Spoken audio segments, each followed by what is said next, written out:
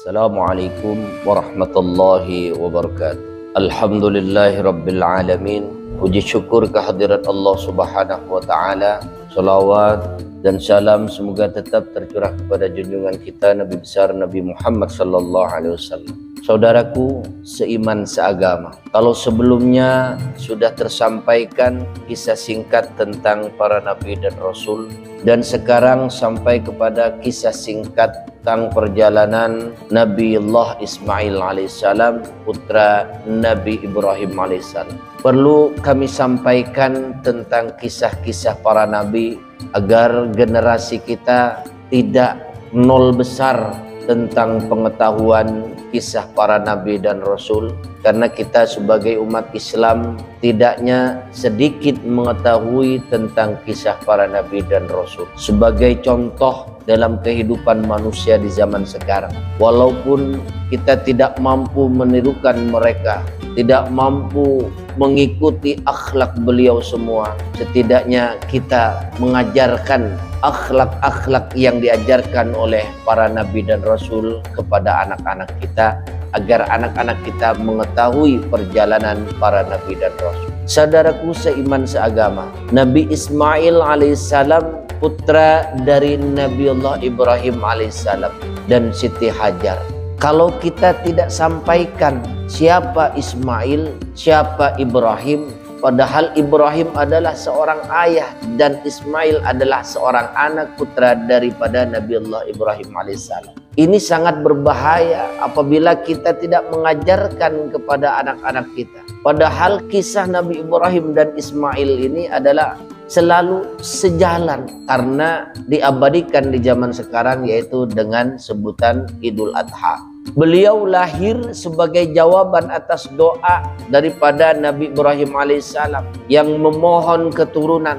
Kelahiran Ismail alaihissalam membawa kebahagiaan karena sebelumnya Nabi Ibrahim dan istrinya Sarah belum dikaruniai anak meski sudah tua. Jadi Nabi Ibrahim alaihissalam mempunyai dua istri. Yang pertama Siti Sarah, tidak dikaruniai seorang anak. Akhirnya menikah lagi atas izin Allah subhanahu wa ta'ala. Nabi Ibrahim menikahi seorang perempuan yang bernama Siti Hajar.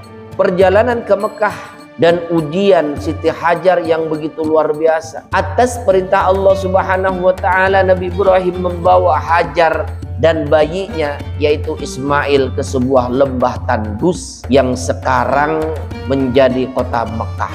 Jadi Mekah itu adalah kota yang tandus, daerah yang tandus, tidak ada sumber mata air di sana.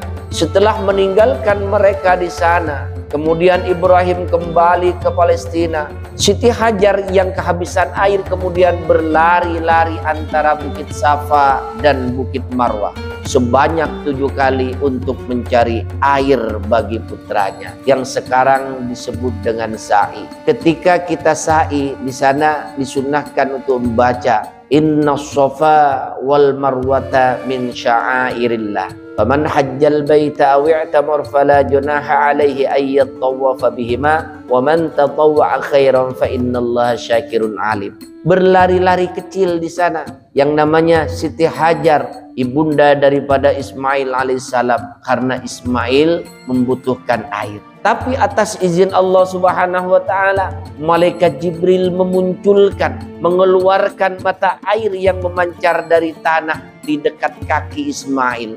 Mungkin di dalam kisah-kisah yang lain menyampaikan karena Ismail kecil itu nangis sambil bergerak kakinya, kemudian dari gerakan kaki itulah sampai mengeluarkan mata air. Air itulah yang kemudian dikenal sebagai air Zam-Zam, yang sampai sekarang tidak pernah ada berhentinya air Zam-Zam tersebut, walaupun dibawa pulang oleh ribuan bahkan jutaan bahkan miliaran jemaah dari seluruh dunia membawa air Zam-Zam, meminum air Zam-Zam. Air Zam-Zam tetap sumbernya tidak pernah mati sampai sekarang, yang mengalir hingga kini menjadi bagian dari ritual haji. Kemudian perintah menyembelih Ismail. Ketika Ismail tumbuh menjadi anak yang patuh, menjadi anak yang sudah dewasa, Allah menguji Nabi Ibrahim dengan perintah yang sangat berat, menyembelih putranya sendiri. Dalam mimpinya Ibrahim melihat dirinya menyembelih Ismail, dan mimpi itu adalah wahyu dari Allah Subhanahu wa ta'ala. Ibrahim pun menyampaikan hal itu kepada Ismail dengan ketaatan yang luar biasa. Ismail berkata kepada Nabiullah Ibrahim alaihissalam yang seorang ayahnya. Di dalam Al-Quran diabadikan Allah Subhanahu wa ta'ala berfirman, فَلَمَّا بَلَغَ مَعَهُ السَّعْيَ قَالَ يَا بُنَيَّ إِنِّي أَرَى فِي الْمَنَامِ أَنِّي أَذْبَحُكَ فَانظُرْ مَاذَا تَرَى قَالَ يَا أَبَتِ افْعَلْ مَا تُؤْمَرُ سَتَجِدُنِي إِن شَاءَ اللَّهُ مِنَ الصَّابِرِينَ. Yang artinya, wahai ayahku, kata Ismail, kerjakanlah apa yang diperintahkan kepadamu. Insya Allah kamu akan mendapatiku termasuk orang-orang yang sabar. Inilah ujian yang diberikan oleh Allah Subhanahu wa ta'ala kepada Nabi Ibrahim alaihissalam dan putranya Nabi Ismail alaihissalam. Coba kita bayangkan, seandainya kita, saudaraku seiman seagama semuanya, mempunyai istri, kemudian tidak punya anak sampai puluhan tahun, kemudian diberikan anak oleh Allah Subhanahu wa ta'ala, begitu sayang dan cintanya kepada anak tersebut karena sudah lama dinanti-nantikan. Kemudian setelah anak itu dewasa, ada perintah dari Allah Subhanahu wa ta'ala agar anak itu disembelih, dipotong oleh kita sebagai orang tua. Bagaimana perasaan kita, bagaimana jiwa kita ketika diuji seperti itu oleh Allah Subhanahu wa ta'ala. Begitu luar biasa kesabaran Nabi Allah Ibrahim alaihissalam. Saat Ibrahim hendak melaksanakan perintah itu, Allah menggantikan Ismail dengan seekor domba. Bukan tidak tajam, pisau yang dipegang oleh Nabi Allah Ibrahim alaihissalam sangat tajam yang begitu luar biasa, tapi tidak mempan untuk dipotong kepada Nabi Allah Ismail alaihissalam. Kemudian malaikat membawa seekor domba atas perintah Allah Subhanahu wa ta'ala sebagai tebusan dan sebagai pengganti daripada Nabi Allah Ismail alaihissalam. Kemudian peristiwa ini menjadi asal muasal ibadah kurban dalam Islam setiap Idul Adha, setiap bulan Dzulhijjah. Kemudian membangun Ka'bah. Ketika Ismail sudah dewasa, ia bersama ayahnya mendapat perintah untuk membangun Ka'bah di Mekah sebagai rumah ibadah pertama bagi umat manusia. Dalam proses pembangunan itu, Ibrahim berdiri di atas sebuah batu yang kini dikenal sebagai Maqam Ibrahim.